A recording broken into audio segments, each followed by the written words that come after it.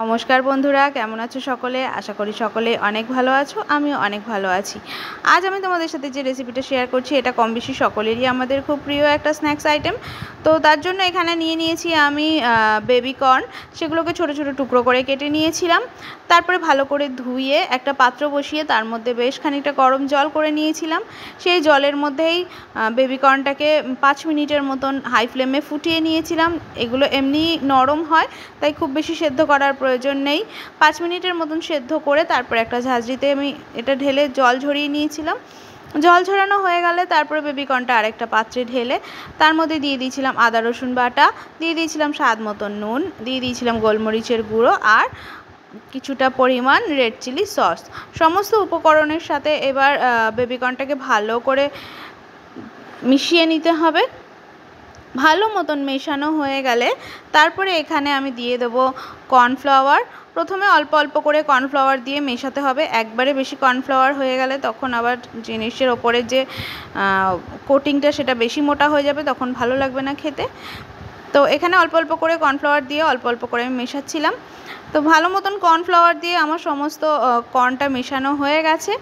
এরপর কড়াই বসিয়ে দিয়ে দেবো কড়াইতে তেলটা ভালো মতন গরম হয়ে আসলে তেলটা লো টু মিডিয়াম ফ্লেম রেখে তারপরে এক এক করে সমস্ত ভুট্টার যে টুকরোগুলো ছিল সেগুলোকেই ভালো মতন ভেজে নিচ্ছিলাম।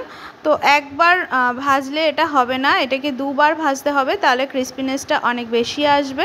তো প্রথমে একবার ভেজে তুলে রেখে তারপরে আবার 5 মিনিট পরে আরেকবার ভেজে নেব। তারপরে এখানে বসিয়ে দিয়েছি আবার কড়াইয়ের মধ্যে দিয়ে দিয়েছি আমি কিছু পরিমাণ কাঁচা লঙ্কার কুচি, দিয়ে দিয়েছি আদা রসুন কুচি। একটুখানি ভাজা ভাজা হয়ে আসলে এখানে ছোট ছোট চৌকো করে টুকরো করে রাখা ক্যাপসিকাম আর পেঁয়াজ দিয়ে দিয়েছি। পেঁয়াজটা আর ক্যাপসিকামটা একটু ভাজা ভাজা হয়ে আসলে এর মধ্যে দিয়ে দেবো আমি খানিক পরিমাণ রেড চিলি সসটা দিয়ে আবার কিছুটা নাড়াচাড়া করে নেব। এরপর দিয়ে দেবো সামান্য একটুখানি পরিমাণ জল, খুব বেশি জল দেব না, যেহেতু এটা তো ঝোল হবে না, গামাখা হবে, তাই সামান্য একটুখানি জল। তারপর দিয়ে দিয়েছি ভিনেগার, সয়া সস আর দিয়ে দেবো বেশ কিছুটা পরিমাণ টমেটো সস। তারপরে ভালো করে সসটাকে আবার কিছুক্ষণ নাড়াচাড়া করব।